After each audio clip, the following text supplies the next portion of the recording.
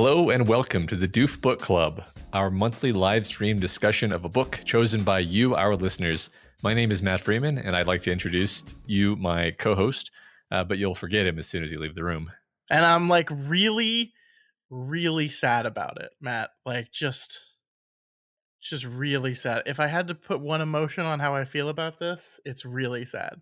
It's a big deal. You could say it's the crux of what's going on here. You could say that. Hello, everyone, and welcome. I hope you're all having a absolutely wonderful Friday evening in this February 2023.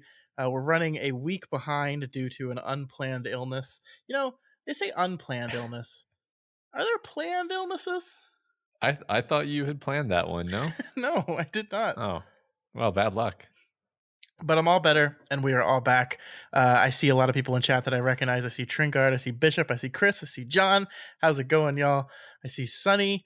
Welcome. If there's anyone new out there, please say hello as well. If you don't know who we are Doof Media. We make podcasts all about the stories that we love. We also arrange and organize this here monthly book club that usually is a week earlier than it is right now, but that's okay. Matt, explain what a book club is. Well, each month, Scott and I select 5 books from a pool submitted to us by our wonderful Doof community. We put up a poll for all the supporters on Patreon at patreon.com/Doof Media, and we let them vote on which they'd like us to talk about. The book with the most votes wins, and then we all read it.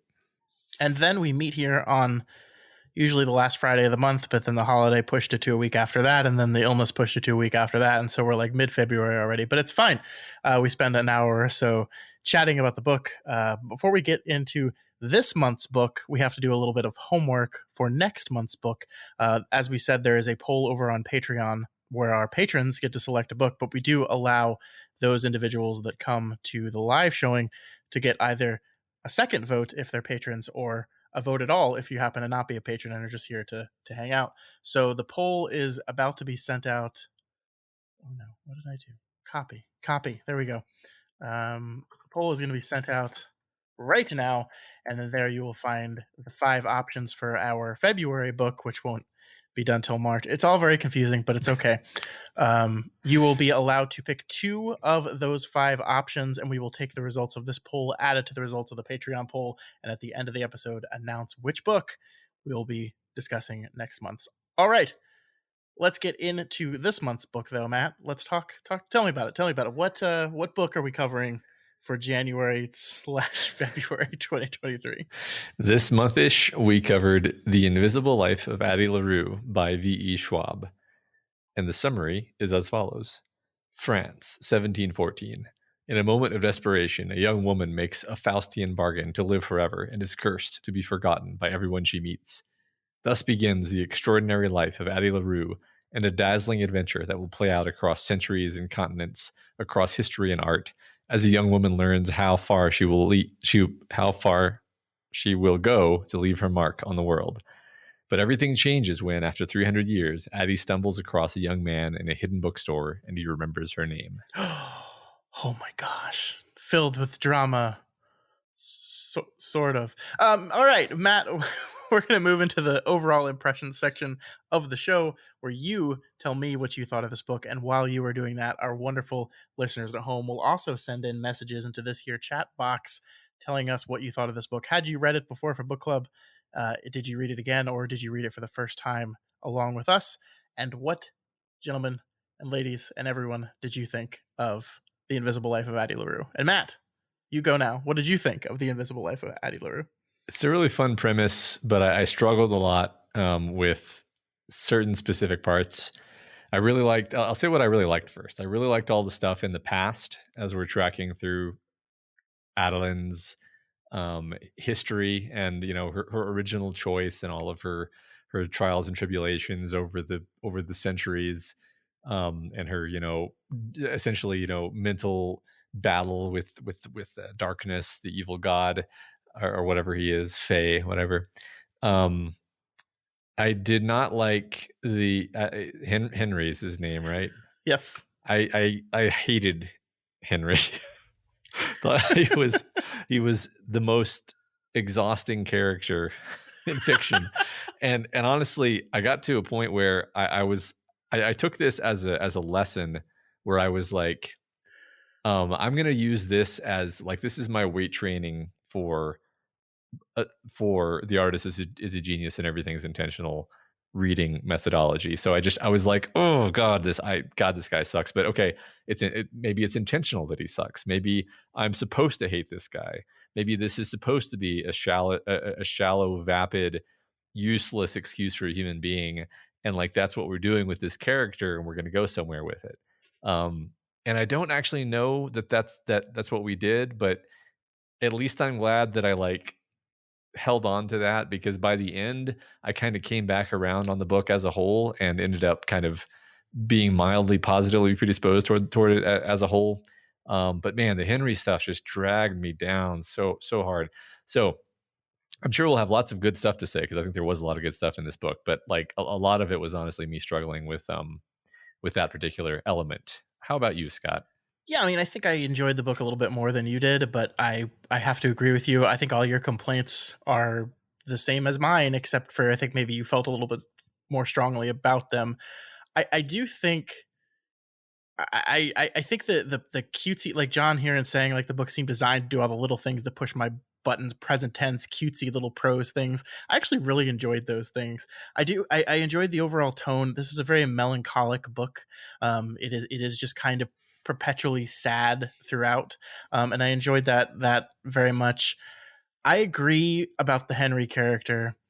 Um, and I think most of our conversation tonight is going to be about the Henry character and what I think the author is doing with the Henry character, because I actually do think this is rather brilliant.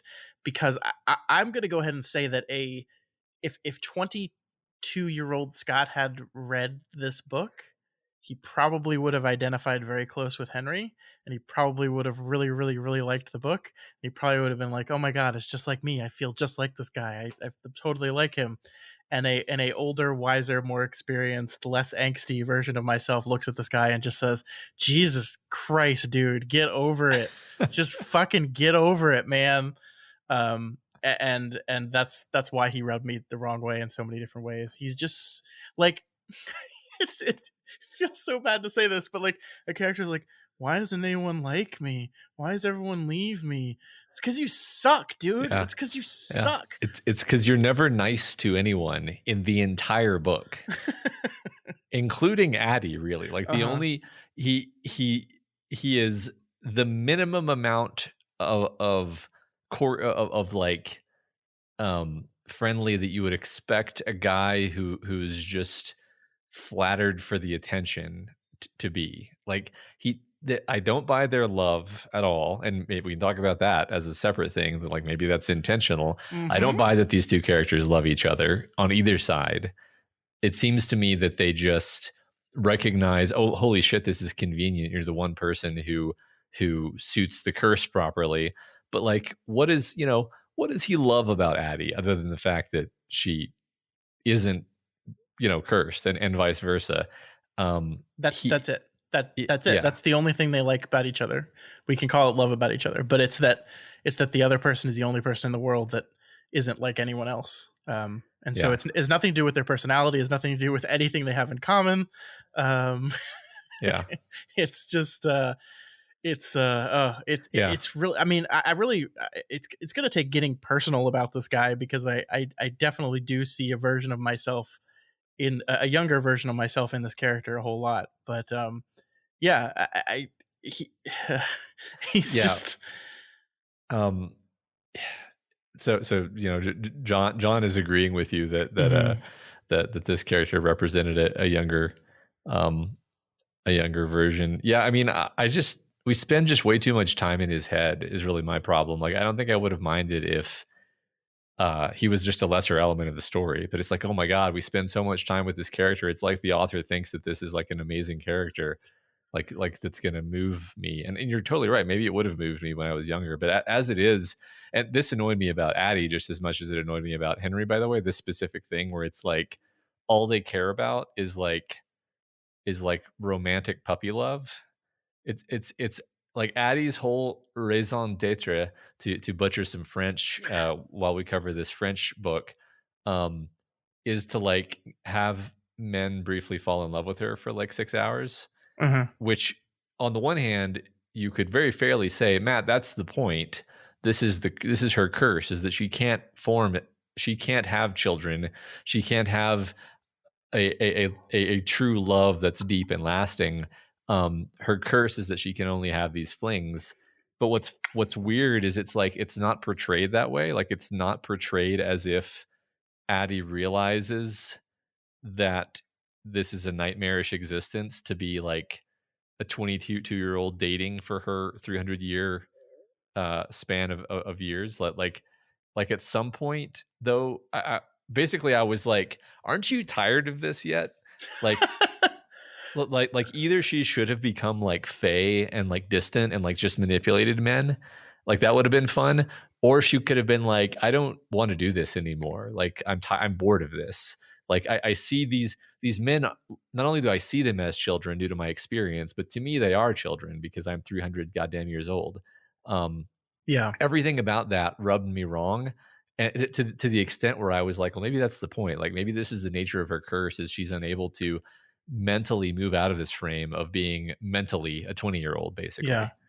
Oh gosh, there's a lot to talk about there, and I want to jump back up in the chat a little bit before we move to that, because we have a couple people saying that they're, first of all, this, I don't know if we said this, this is the first V.E. Schwab book that I've read. I think that's true for you as well. Is that correct?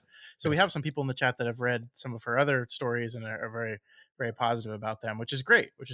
And I overall enjoyed her prose, so I think I might be interested in more books by this woman. But I just wanted to point out what Nandy's saying, which is that they really enjoyed the Henry sections of the novel. And for me, it's not even that I didn't enjoy the Henry sections of the novel. I definitely took some enjoyment out of looking at this kid and going like, oh, you don't you understand how the world works? But I definitely took some enjoyment out of that. And there is definitely a part of me that thinks that was intentional. To go back to Addie, I think the thing that you're talking about, and I think the thing that hurts what the book was trying to do with Addie, is the structure of it. This idea that we're going to, go into the past, then we're going to come into the present and have her life in the present, and then we're going to kind of jump back and forth between the past and the present as the past moves closer and closer to the present. I think it kind of messes up how you are perceiving her change throughout those 300 years, because like there's a version of, she goes through several cycles over the course of this thing, and a lot of it has to do with her very complicated relationship with the devil, and everything that's going on there. And I feel like by being unable to put everything that she's going through with Henry in the context of that relationship until the very, very end, you just kind of lose a little bit of it. And I just don't know if that really worked for me. Yeah, it did sort of feel like two different stories, and you could say, hey, that's the point. Like they kind of are two different stories, Mm-hmm. but for me, it was in a way that didn't quite work. Like it was almost like we have this like gothic fairy tale, full of like fun, dramatic twists and temptation from the devil, and just all these great, really a lot of good moments and fun themes and fun character moments and genuinely dramatic struggles that she has to go through, and then intertwined with that is like this insipid love story that I just I'm sorry, I hated. No, but so okay, I want to get to that, because I agree with you that the stuff with Luce, I thought was great. Like great character, taking literal Lucifer and putting him into a book, but making him a complicated, rich character that has his own flaws, and the kind of back and forth mental sparring they do, I think, was some of the best stuff of the novel. So Henry, as we said, sucks. Henry is a character that is in a serious relationship, wants to get engaged, is told by his fiance that she doesn't love him anymore, and she breaks up with him. You know this about me, Matt. That is something that happened to me, literally about the same age this character is. And I think part of what frustrated me so much about Henry and this whole thing is there were parts of it that I just felt completely unbelievable, and maybe I'm just telling on myself here, but the when something like what happens to Henry happens, the thing you want most in the world, the thing you want the most in the world, is the person that hurt you that way to come back to you and say, "I've made a huge mistake. I messed up. I shouldn't have ever done this to you. I want you back." That is the thing you want most in the world. And the one thing that really rubbed me the wrong way about Henry is he gets that, and he's just like, "Ugh, it's just not worth it because I know it's not real because it's just a curse." And I'm just like, sorry, I don't believe you. I Yeah. believe you would have succumbed to temptation there. And then after that, of course, you would have regretted it and realized it was terrible and it wasn't real and all these things. But like, man, I just didn't buy that. And that really hurt me about the character. But to get back on to what I was trying to say, I I think him being shitty, and shitty is mean. He's just a normal, average person. It, I think it's there's I think it's the point. I do think it's the point. there's nothing admirable about him, right? And Mhm. I'm gonna like fully seriously, that has to be by construction. Yeah. Like you don't make a character like this and just forget to give them any positive qualities. I'm not exaggerating. I know I sound like I'm just being funny, but like there's nothing likable about Henry as that's the character. Is he's just bleh. He's But just there's nothing man. inherently unlikable about him either. Right. But he's I just think Nandy says he's a Ted Mosby, which is a perfect reference. Do you ever watch How I Met Your Mother? It's no. perfect. That's a perfect. That's perfect. Okay. He's just average Joe, every man. Yeah. He's a stand-in for any human being and any average 20-something man living in New York City. It's Henry, you know? Okay. Sure, exactly. But and that's again, that's by it's by design that we aren't given any, at least in Twilight, Edward is like an immortal vampire. Like he has like things about him that are interesting, right? Like like like there's just nothing to this guy. And so and then the fact that he's like struggling with the idea of like, why does no one appreciate me for who I am? It's like, because why should they, right? Like that's a legitimate response that you have when you're reading his parts. Maybe this is like my own psychology leaking into this here, but it's like you're not nice to anyone. You don't offer anyone anything. You seem to be incredibly selfish and self-centered, both in your actions and in your thoughts. What do you want people to appreciate about you exactly? Mhm. Are people supposed to look at you and go, "Oh my God, that Henry, he's really what?" Well, yeah, and he's completely like lost in his life, right? And it's like he's this really interesting person who's like desperately trying to find love, right? He kind of thinks that's going to be the answer to all his problems. Why don't people love me? Why don't people love me? But like he doesn't even really love himself because he has no idea what he wants to be or what he wants to do or where he wants to go. He's just completely lost. And by the way, it's okay to feel that way. Like everyone feels that way at some point in their life, but it's not the time to be trying to throw yourself headfirst into a serious long-term relationship. Figure Henry out first Yeah. and then figure Henry and someone else out second, and he seems unwilling to do that. And yeah, I think that is the point. And I think here I'm going to give you my interpretation of the ending, and I don't know if this is the accepted interpretation of the ending. It felt pretty clear to me, but I don't know. I don't think Addie ever loved him. I think Addie, and I think she was fully aware that she didn't. And I think she was, at least on some level, playing him the whole time, or at least using him as a pawn in her never ending game. Like that ending, man, where it's just like, and I tricked him into a new bargain, and Henry will go off and he'll be fine on his own. And yeah, she saved him, right? She saved him. So it's not like she doesn't care about him. She does care about him, but she cares so much more about this game. And that was so eye-opening to me, in that, oh, I get it now. She was just kind of faking it a lot of this time. She was faking the level of passion that she felt for this person because this was another tool in her ongoing war.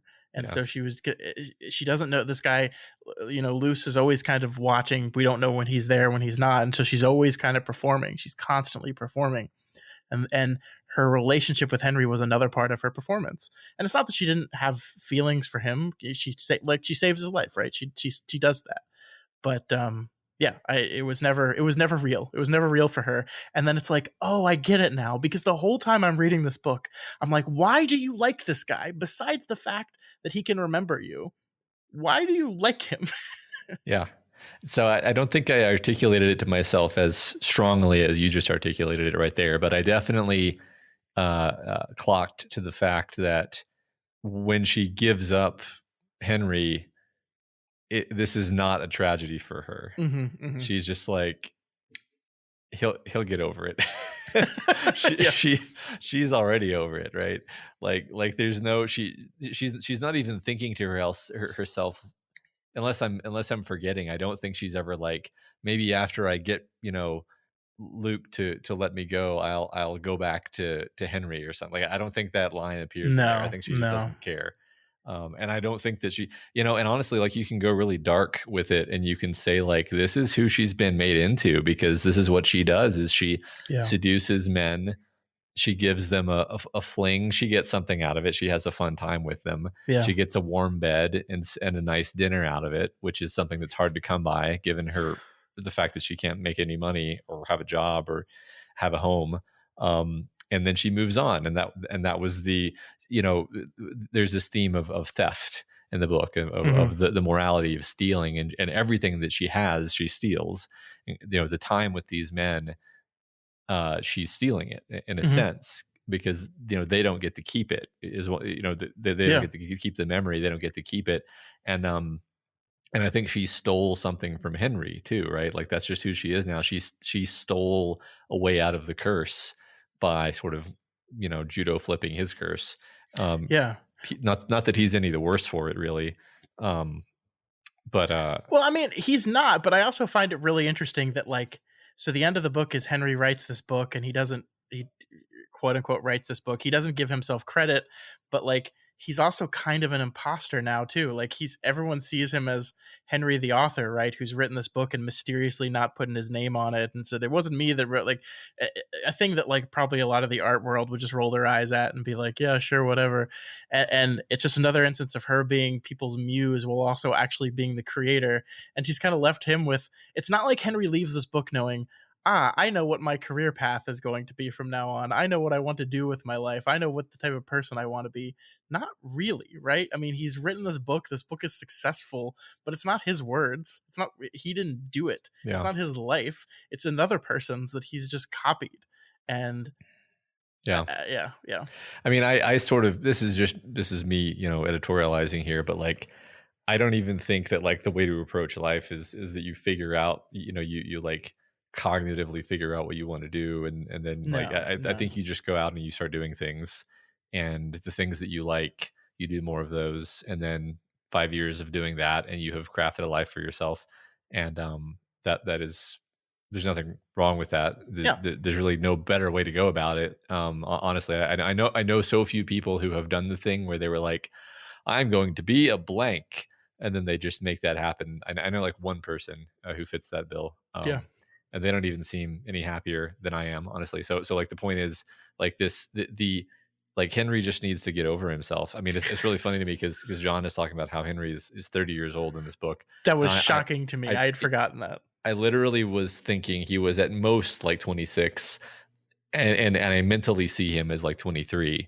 And it's like, no, apparently he's a really, as John says, emotionally stunted 30-year-old. Yeah. And I can't help but think that this is all intentional. Like, it would be so weird to me if the author were to chime in and be like, no, Henry's great. Yeah, Henry's perfect. Yeah. No, I mean, obviously not. His scenes are so fascinating. We're going to talk about Henry so much, and I don't want to lose sight of ADDIE, so we'll go back to her. But, like, the scene where Henry goes and visits his parents after he's gotten the curse, and they're just all say nice things about him. But, like, I don't know, you just get the feeling that Henry's, like, never really tried to have a relationship with any of them. And, like the only way he'll have a relationship with his family if they never challenge him on anything, and they only say nice things to him, and they only are 100% supportive 100% of the time, which families should be supportive. Like, you want, especially your parents, you want them to support you, but like, they're also there to kind of check you and call you on your bullshit sometimes. Especially that's kind of what an adult relationship with parents morphs into eventually, right? They're not just going to come up behind you and be like, it's okay, sweetie, whatever you want to do with your life is fine with us. It eventually has to be like, hey, kid, come on, you're Yeah. 30, let's go. What Come are we on. doing? Yeah. Yeah. And it feels like he's and he's very negative about the relationships, and I feel like the subtext there is that, well, you're at least 50% to blame for that.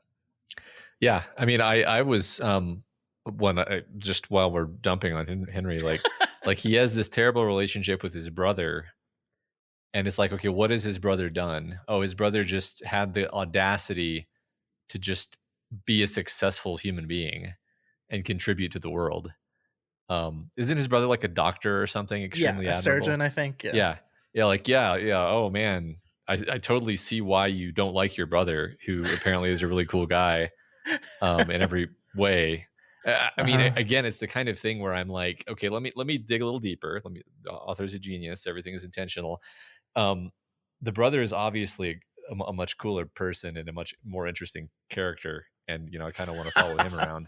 And The like sister too, man. The the, sister seems really cool. the sister is also, at least has like a character. Like the sister's actually a character at least. And so the fact that Henry like doesn't like these people and feels underappreciated by them, while simultaneously not appreciating them at all for Yeah. their own qualities, that's meant to bug you and be like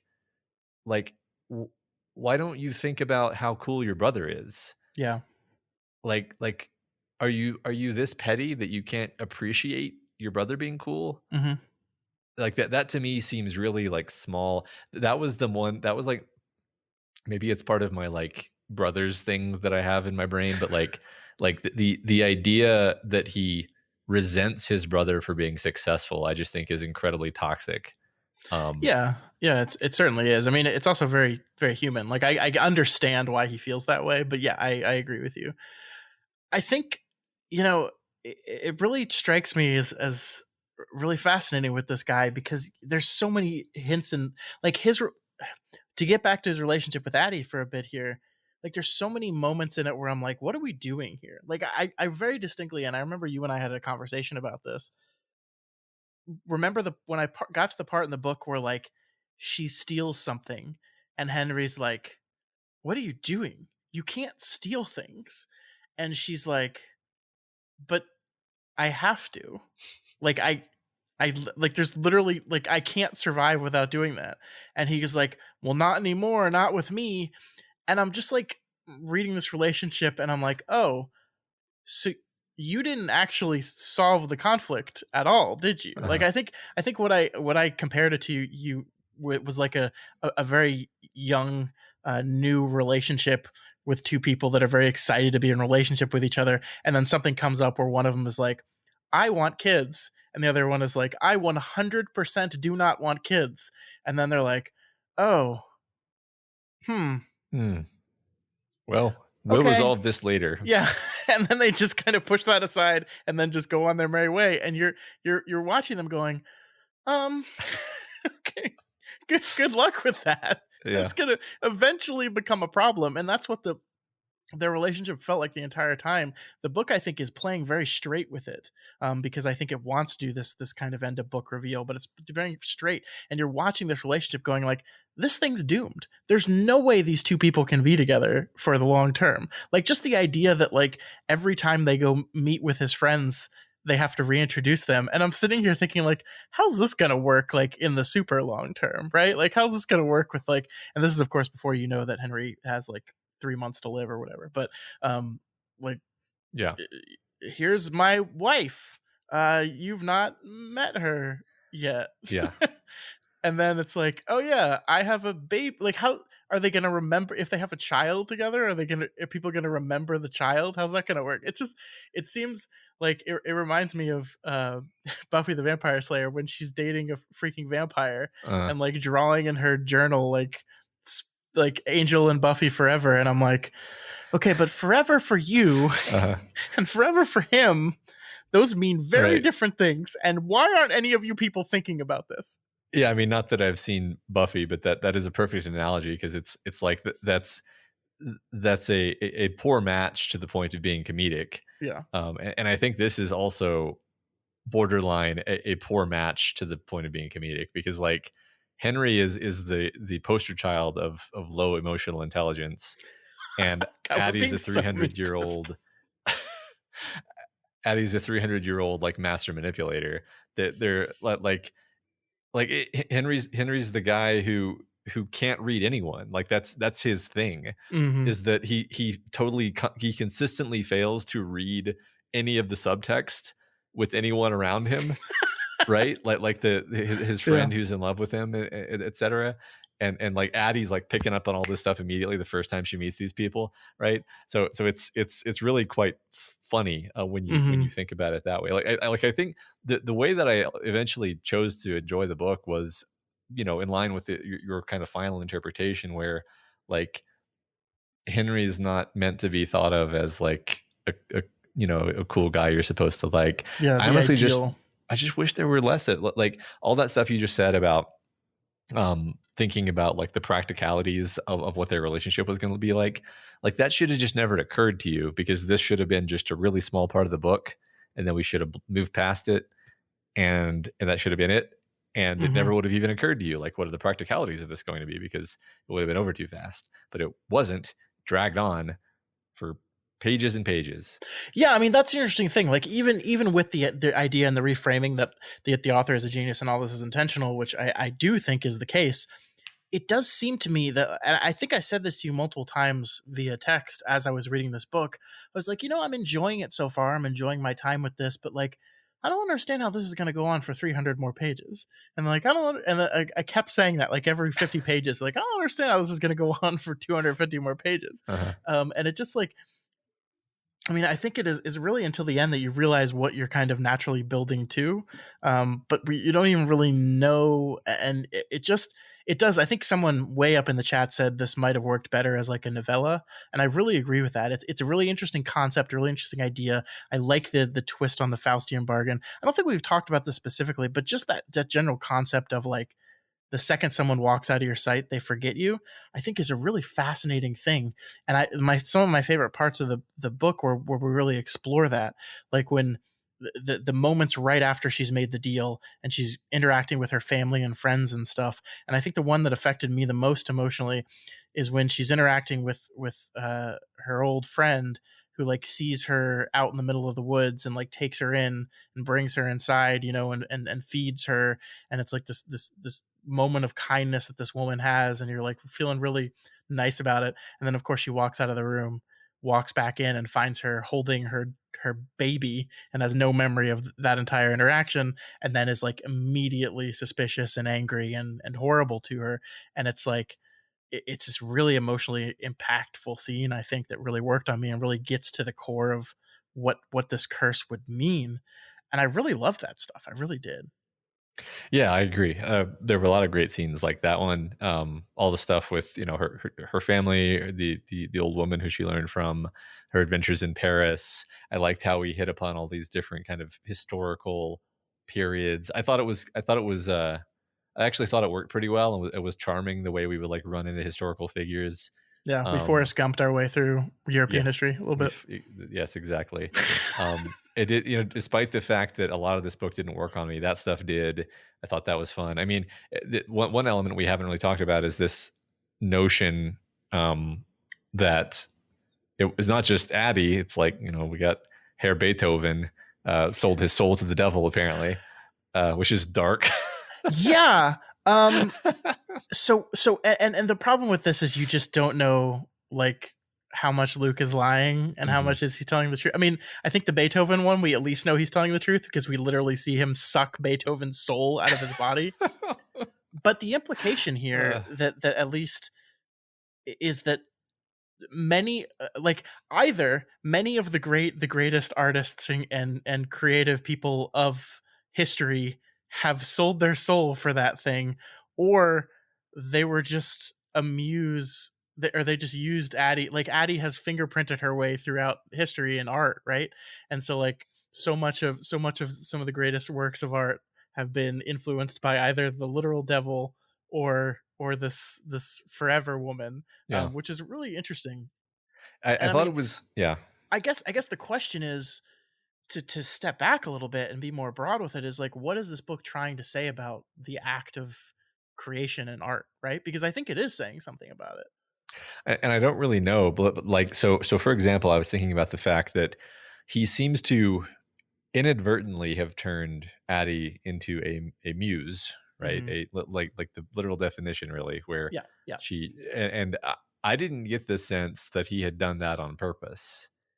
Um, and so it's almost like through sacrifice or loss comes creation. Creation. I don't know why I Mm-hmm. said that weird. Um, the I mean, that's about as far as I can dig into it. I'm a little unclear on what exactly the nature of like giving up your soul actually is. Um, I mean, we saw her eat Beethoven's soul. You're right, so I guess it's pretty straightforward. But Yeah, but what does that actually like? what does that Are we actually just mean? supposed to go into like the Christian definition of that, and that like you can never go to heaven now, you're damned to hell for all eternity? What Th- does that actually mean? that's exactly, yeah. I perfectly articulated, because I'm like, well, Beethoven got to have his legacy of being Beethoven, Mm-hmm. who is the best ever.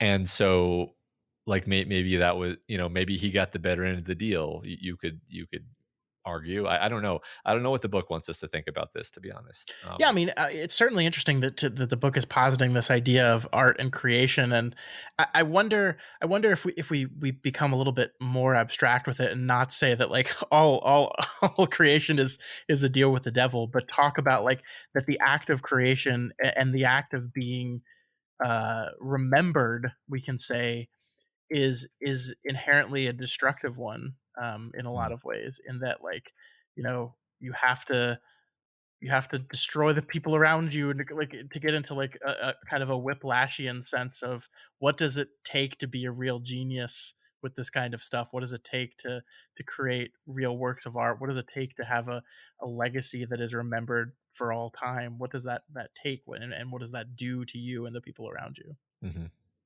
I mean, this is not textual at all, but it's now occurring to me, like what if the idea is that Beethoven's music is actually mediocre, but the power is that everyone who hears Beethoven's music for the rest of time is going to hear it as being the best thing they've ever heard. Um, I don't think so. because that would be more like, interestingly, that would be more in line with the kind of, like somebody described above, the almost parahumans like nature of the curses that Luke hands out, where it's like, oh yeah, you want people to love your music. Yeah, I'll make people love your music. Hmm. And then they just love whatever crap you put out. Or exactly the same as, you want people to love you. Yeah, I'll make everyone love you. um you want to be, I don't even remember the text of Addie's curse exactly, but She wanted to be free yeah. from any encumbrances. um Um, yeah, I don't know, because I do think the book obviously loves art, and it's as John mentioned earlier, it's this book that does the thing where like, surprise, the book you've been reading the entire time is a book within the book within the book. Haha, gotcha. Um, but I think the book has a great deal of respect for art and the power of art. That scene where she goes to the opera and is like moved to tears by the power of a beautiful opera. I think you could easily make the assumption that Schwab is very into art, and all kinds of art, storytelling, opera, uh, painting, all these different things are very powerful, lasting things that we do in the world, but at the cost of what, and I think that's kind of the problem I have with that is how that interacts with the Henry story. And actually, this is I'm done shitting on Henry, I promise. But to distill my main overall issue with the book is that I don't think Henry needed to be a point of view character.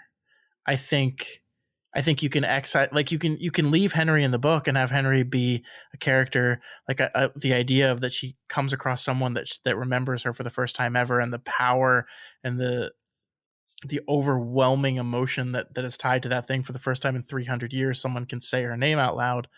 I get that, but maybe he didn't need to be such a big chunk of the book. It's interesting because I'm trying to imagine how that would go if we just saw that relationship from Addie's point of view. I don't see how it doesn't become quickly obvious that she doesn't care about him all that deeply. Yeah, which maybe could that's have been part of the con, is we have to see from his point of view. Yeah, that could be part of the sleight of hand. Yeah, but I would my solution would just be like, well, then just do it quickly, like not hundreds and hundreds of pages. Just like have sure. that be. Again, it's the kind of thing that makes it into more of a novella where it's like, isn't this Yeah. a neat little trick where we use this guy's curse, Yeah. to Yeah. They're talking in the chat about the pieces of art that go at the beginning of each of the major sections. I read this on Kindle, so I do not have the book to show. But yeah, I mean, I saw little digital recreations of little pieces of art. Wait a minute, these are all real pieces of art? No. Oh, okay. Not. I mean, they drew pictures for the inserts in the thing, but Okay. no, they're not all. I thought you were telling me ADDIE LaRUE was a real person. Yeah, surprise, Matt. It's a true story written by the person. Yeah. Yeah, I thought that was kind of cool. That was a cute affectation. That's it. Interesting, Chris. So Chris asks, are we supposed to assume Addie made up a lot of Henry point of view details since she's supposed to have written the book? So yeah, it kind of breaks down, like it's supposed to be the book within the book, but yeah, what are these Henry point of view sections? Are the Henry point of view sections in The Invisible Life of ADDIE LaRUE, the book that takes place within this universe? No, I love this because Henry took his shitty, stupid story and wrote it interstitially into Addie's excellent historical epic. He wrote his boring ass autobiography into her story. Oh my God. Like the self-centered man that he is. Oh my God. That's incredible. Imagine like watching the reviews come in and being like, man, this ADDIE LaRUE section of the book is really great. But then we get to this fucking Henry guy and he's just sitting there like, that's my life. He's the worst. The only interpretation I can come to is that this is some kind of Straussian reading where we're supposed to hate the Henry character. Said reviewers online. Yeah, Henry's logged in the chat right now, like devastated.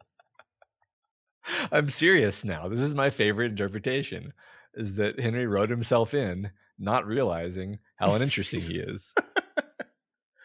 Well, yeah, he's like looking through the manuscript that she like painstakingly like wrote with his arm over the course of months and is like, you know what this book needs? More meat. Oh, I love this book now. Oh, that's so good. That's so good. Yeah, no, I mean, like, we've been kind of negative, and I think, but it's really interesting because I think if you listen back, most of our negativity was not to the book itself, but just to this character. And again, to your point, I think we're supposed to feel that way. Maybe not quite as strongly as we did. I don't think we're supposed to, like, hate this guy, but I do think we're supposed to be like, yeah. That's my vocal review of Henry. Yeah, that's about right. I couldn't have said it better myself. So I don't know. It's really, really interesting. That would be I don't know, like that's a question you'd love to ask the author, but you'd be worried about insulting them. It's like, so Henry, and then look like right as you're about to ask the question, she's like, yeah, I based him off my best friend. Ooh. Oh yeah. Ooh. Yeah, I love that character. So it's just so interesting. Mm-hmm. I'd love to meet your friend. I honestly, if I'm being completely honest with myself, to circle back around to the very beginning, a lot of my reaction is identifying very closely with this guy, or at least identifying an earlier version of myself with this guy. And like that is part of my push against him, is because I see a lot of like the parts of myself I did not like from when I was younger embedded in this character. And I am very fortunate that I think I have grown beyond those parts now. But man, there's definitely a lot there that I There's a lot of woe is me coming from Henry, while also like not being willing to do anything to actually fix his situation. And like I remember feeling that way a lot when I was younger. I definitely remember, post serious relationship ending, just being like, why doesn't anyone stay with me? Why isn't anyone like, what am I supposed to do now?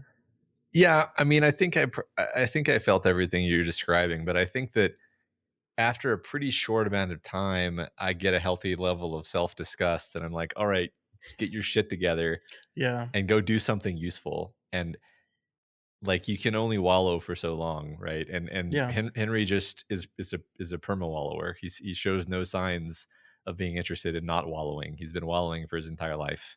Hmm. It's exhausting. I do kind of want to work in an old bookstore, though. That would be cool. Yeah, I mean, With a of cat course, named Book.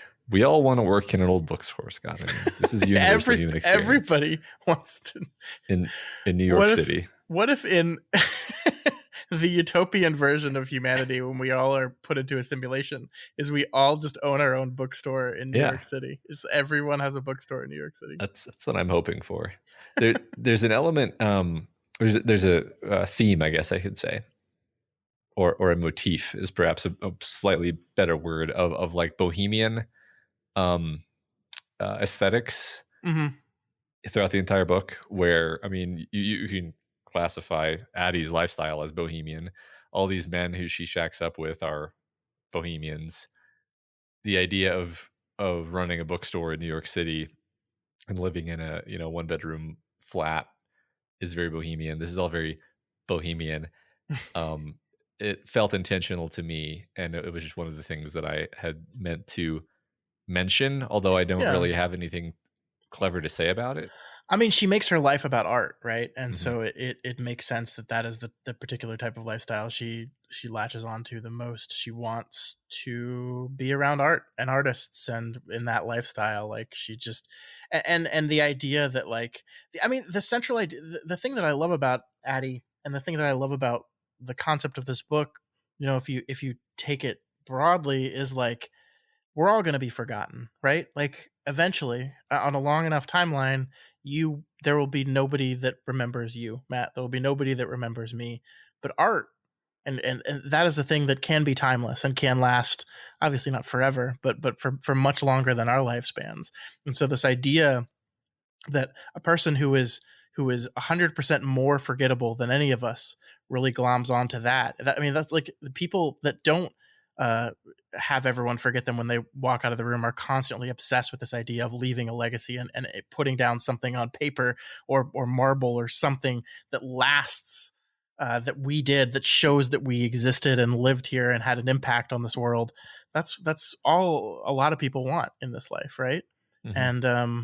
And of course she wants it just a little bit more than anyone else, because she can't have that any other way. It's Yeah, the only way. It's her only loophole. yeah. You just caused me to notice something that I sort of borderline intentionally didn't notice the first time, but it seems intentional now that I'm thinking about it. Is that um, the one typical way of establishing your legacy upon the ages is to have a family and children, Sure. and then those children are your legacy, and you invest all of your energy into them, and they go on, and they're going to outlast you, and then they're going to have their own children, and then you have laid your mark upon the world, Hmm. um, in as close to perpetually as anything ever gets, right?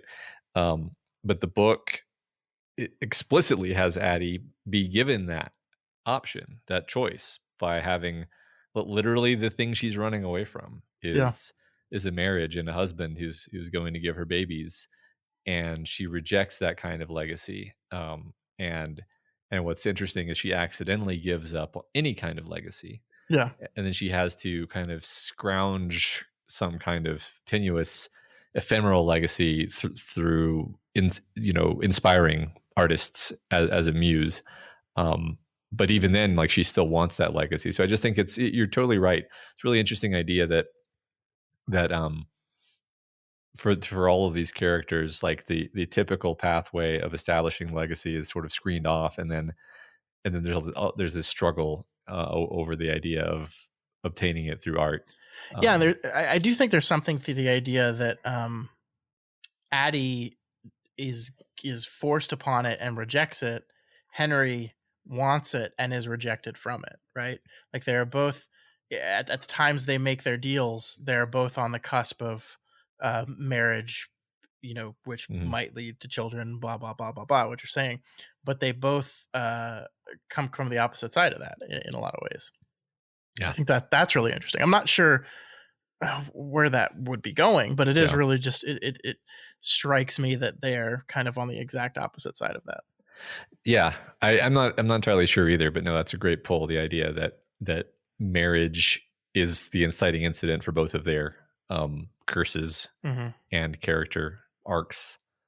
Sorry, I just have to admire what happened in the chat just now, which is that Sonny said that their favorite thing about Henry is his wall of coffee cups.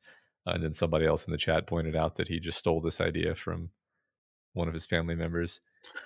So even that charming thing is not original to him. Speaking of things that in my life that remind me of Henry, my wife had a giant wall of coffee mugs. My wife, when I met my wife in her apartment, she had like a gate from a chain link fence that was like, this is the most single 20s person thing ever, but it was the gate from a chain link fence hung on her wall, and she had a bunch of coffee mugs hanging from the gate with little metal clip things, and that was a decoration and a thing for getting coffee mugs for your coffee. We don't have that anymore because we're in our 30s now, but and I can just imagine the child just like grabbing the gate and shaking it. Oh my god, and yeah. 500 coffee cups falling off. Matt, the child climbed out of his crib for the first time last night, and that's not good. Oh goodness. That's a game changer right there. The window of the age between them being able to do that and the time when you can be like, here's why you shouldn't do that. And like, this, sorry for the tangent, folks, but like, I'm sitting here, he's in his bedroom crying. It's like 1 a.m. This rarely happens. He must have had a nightmare or something. And I'm holding my phone, looking on the monitor, watching him, and like trying to debate whether I go in there and calm him down, or if he's going to do it on his own yet. And I like watch him pull himself up, and I'm like, oh. And then he starts tipping himself. I'm like, oh no. And I just see him tip forward, and then I'm like out of bed, like running as fast as I can to the bedroom. He didn't hurt himself, fortunately. Oh my god. Oh goodness. Anyway, that's children, folks. That's what happens when you don't make deals with the devil, or do, or you make deals with somebody somewhere. Yeah. I guess you end up your paying own personal devil, one way or the other. Yeah. Yeah, no, so I mean, I think overall I enjoyed this book. I enjoyed my time with it. It did feel a little bit long. I think you're absolutely right that the middle there really kind of dragged for me. But I think there's some interesting ideas here. We didn't talk about. Let's talk about, before we go, let's talk about Luke, because I saw someone ask in chat, or say something in chat about, like, how evil was he? Like, was he evil, or was he just like the old Scorpion? This is just my nature. What do you think? What do you think about him? Yeah, somebody described him as a Byronic figure, brooding and self-centered and self-obsessed. Evil. I mean, it's interesting because he's too complex to be the straightforward sort of Christian archetype of evil. He's a I don't want to say he's a person, but he's enough of a person that you can think of him as having, wants and needs and desires and things that he likes, things that he doesn't like. He clearly has emotional reactions in response to Addie, which vary over time, and I read that as being genuine. I don't think that he is I don't I don't think that he's pure evil. I think he's just a being that is so inhuman, and disconnected from humanity, and yet sort of inextricably connected to humanity. Yeah. That this leads him to do these, to basically play these fey games with them. I don't know. That's all I got. What about you? No, I think the great irony of him is, the thing that he kind of says to Addie over and over again is that he is not human, and neither is she anymore. But his flaws are incredibly human in nature, right? The weaknesses that he has are human weaknesses, are human traits. His kind of need for companionship in a lot Mhm. of the same way she has that need for companionship. His need, arguably, to make a mark on the world as well, to matter, to be significant in some kind of way, are all incredibly human things. And yeah, I don't know, it's really fascinating because he does seem to delight in fucking with people, right? He definitely does delight in that. But also, I believe him when he's like, man, these people these people come to me, they ask for me, they like, I think the Henry one is really interesting because I do like the kind of unknown of Henry, which is like his argument is that Henry was going to kill himself, and if I hadn't stepped in, that definitely would have happened. And Addie's response to that is like, no, I don't think that's true. And I actually don't know if I buy that either. So I mean, he likes to pretend like he's the passive one that's only summoned to help solve problems, but he also does like actively push people as well. Yeah, sure. I mean, the structure of his deal with Addie, I don't remember if Addie herself points this out in so many words, but basically, Addie asks a very open-ended request, and the way he chooses to interpret it is it's hard to interpret it any other way than he wants a companion. He wants an immortal companion who will have nobody to talk to except him. Yeah. Because he's the only person who remembers her. Um, I don't know. I don't know that he did that on purpose. I don't know that he consciously was like, "I will take her as my eternal bride." But I think that he was acting out of loneliness, even if it was an unacknowledged loneliness for someone who he could, who could sort of become his equal in a certain sense. Yeah. Do you think the future of their game is the way she predicts it, that she will eventually make him hate her?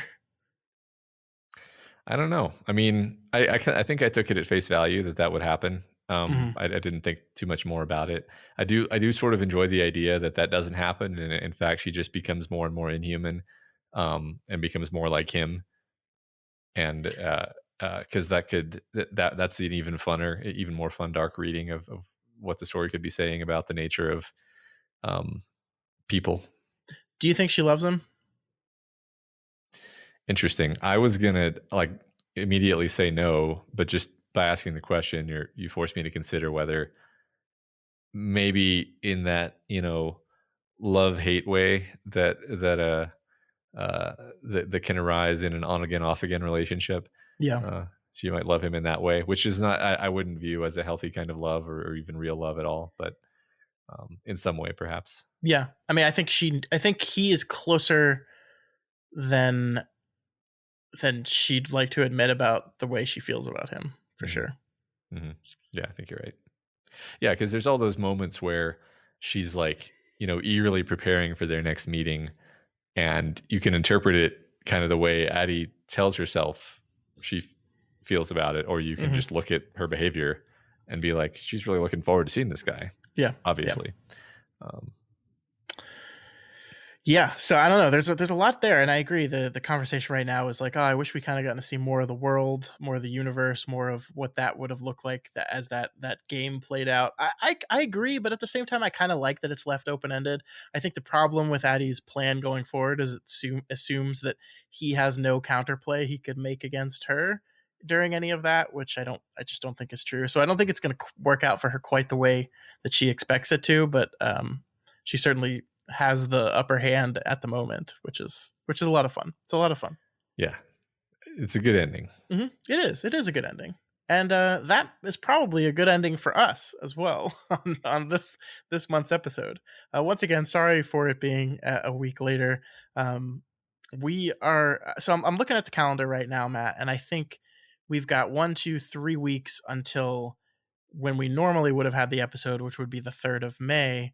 So sorry, March. That would be a very long break. The 3rd of March. I think we should probably go ahead and plan to push to the 10th of March. Sounds good. And then maybe in March, we'll like specifically try to pick a shorter book and we'll meet up again on March 31st and be back on our regularly scheduled programming by then. Okay, yeah, we can talk about this because I might have had something scheduled in March, but we can sort that out later. We'll let everybody know. Out. But in the short term, we're going to go ahead and say let's tentatively plan for March 10th, a month from today, to be when we meet for next month's book. And I guess, Matt, that means we have to deal with what next month's book is going to be. So yeah. I am going to refresh the poll one last time, and I'm going to do some quick calculations here. And it looks like, at long last, Cormac McCarthy has finally won. So if you were hoping that February's book would be a positive one, probably not. I've not read Blood Meridian, but I have read Cormac McCarthy, and I can go ahead and guess that this is not going to be a book that ends on a positive, optimistic view of humanity. I've been wanting to read this book for years, and I've also simultaneously not been wanting to read it because I've been dreading it, because I know it's going to destroy me. Well, now we have to. But now we have to. So yes, March 10th, 9:30 p.m. we will be reading Cormac McCarthy's Blood Meridian. You've got 4 weeks to read it, so maybe pace it a little bit if it is as quite devastating as I am afraid it is going to be. Give yourself some mental health breaks as you go through it. But that's what we're going to be doing. Blood Meridian by Cormac McCarthy, award-winning, one of the great American novels as I understand it. So we'll figure that out next month as we tackle that. But I think that's going to do it for us this month. Everyone that came live, thank you so much for dealing with the last minute scheduling changes and everything. We really appreciate your patience, and thank you so much for getting to hang out with us. Anyway, it was a lot of fun, even though I don't think anyone really just like loved the book, but it was still a lot of fun. I had a lot of fun ragging on Henry. I did too. Come on, Henry, get your shit together, man. Yeah. Matt, anyway, the closing question. Do you think Henry is gonna get his shit together? You think he's gonna be okay? I think he'll probably grow up eventually. I think he probably would have grown up anyway if he'd just not been cursed. It just would have taken him a while. Sure. Anyway, if you like what we do here at Doof Media and you want to see more of it, then please head on over to our Patreon at patreon.com/Doof Media and consider donating to support our organization. At any available level, you'll get access to vote for the books we talk about each month, as well as a bunch of other exclusive features. So go check it out. Yeah, there's 2 other books that got really close to beating Cormac McCarthy and Blood Meridian. That was Mexican Gothic and The Tombs of Atuin, which is the sequel to The Wizard of Earthsea. So if those 2 books seem interesting to you and you want to make sure that on subsequent months' polls, those get to the top, you want to become a patron and head on over to Patreon and make that happen. All right. That is it for us. If you have any questions or comments or just want to reach out and chat with us, you can always do it on Twitter at Doof Media, on Instagram at Doof Media, or you can email us at doofmedia@gmail.com. Of course, you can always go to our subreddit r/Doof Media, where you can find a bunch of threads about all our different shows, and hopefully a thread for this one when we release the audio of it, Matt, because this month I'm going to do it. Last month I didn't do it because I forgot to record it, but this I did it this time, so this audio should definitely be released. Okay, just don't push the corrupt audio button. Okay, I definitely will not. Okay. All right, folks, have a good month. We'll see you in March. Bye. Bye.